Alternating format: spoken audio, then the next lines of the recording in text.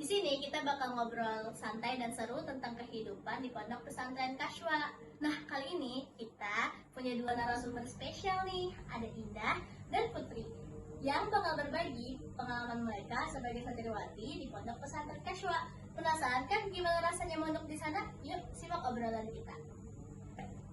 Assalamualaikum Indah, Putri. Waalaikumsalam, Nadira. Gimana nih kabarnya? Alhamdulillah baik. Senang banget bisa diajakin ngobrol di podcast kali ini. Iya, makasih banyak udah ngajak kami ngobrol. Semoga cerita kita bisa bermanfaat untuk yang dengerin. Amin. Indah, Putri, pertama kali kalian ke Pondok Pesantren Kashwa, apa sih yang pertama kali kalian rasain? Pasti perasaan campur aduk gitu ya? Wah, betul banget Nadira. Awalnya sih aku ngerasa cemas dan takut gitu. Bayangin aja ya, anak kecil gitu masuk pondok terus pisah pertama kali sama orang tua. Kayak perasaannya tuh kayak aku bakal ngapain aja di sana, apa yang bakal aku lakuin di sana gitu. Terus kayak sesampainya di Kashwa kayak, hah kok beda gitu, kayak nggak sesuai ekspektasi aja gitu. Kayak aku malah betah di pondok karena ustadz-ustadznya memang ramah ya, teman-teman juga bikin aku merasa nyaman, jadi betah deh sampai sekarang, ya kan Putri? Sama sih, awalnya aku juga ngerasa takut banget. Apalagi kan kalau dengar cerita pesantren, yang selalu kebayang tuh kehidupan yang keras. Tapi di Kasya ternyata nggak gitu. Walaupun ada disiplin, kita tetap santai dan enjoy. Mulai dari fasilitas yang lengkap sampai kegiatan yang seru, semuanya bikin aku nyaman. Nggak ada tuh perasaan tegang yang aku kira sebelumnya. Wah, kedengarannya seru banget ya. Pasti banyak aktivitas menarik di sana. Nah, ngomong-ngomong soal aktivitas sehari-hari, gimana sih jadwal kalian di Pondok Pesantren Kashwa? Terus, ada nggak perubahan yang kalian rasain dalam diri kalian setelah mulai memondok? Jadi di Kashwa itu kegiatan itu lumayan padat banget, tapi kalau menurut aku nggak bikin stres. Dari bangun pagi nih misalnya kita qiyamul dulu, tahajud gitu, terus dilanjutkan sama sholat subuh berjamaah dan ngaji bareng gitu, break dulu, dilanjutin lagi sama kajian-kajian agama atau diskusi gitu. Yang paling aku rasain sih perubahannya dalam diri aku kayak Kashwa itu bukan cuma ngajarin soal agama doang, tapi lebih ngajarin tentang kepemimpinan, kedisiplinan, pertanggungjawaban, dan yang lebih penting diuji kesabaran sih. Betul banget, aku juga ngerasa banyak banget perubahan dalam diri aku. Di sini kita diajari untuk lebih mandiri, gak cuma soal urusan belajar, tapi juga dalam keadaan sehari-hari.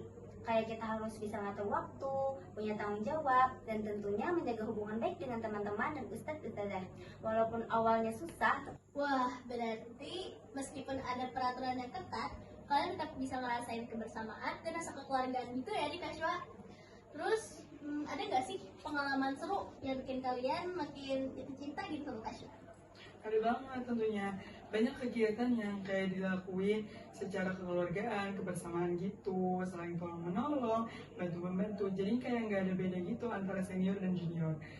Dan kadang ada ustadz yang kayak ngajak kita ngobrol, cerita gitu, curhat-curhatan, lebih tepatnya kayak gitu. Jadi lebih nyatanya, pondok itu bukan tentang soal belajar agama doang, tapi lebih tentang cerita kehidupan sih kalau menurut aku.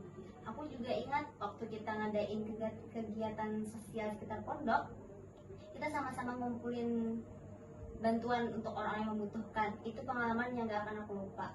Rasanya bangga banget bisa berkontribusi langsung, apalagi didukung sama teman-teman yang peduli dengan lingkungan sekitar.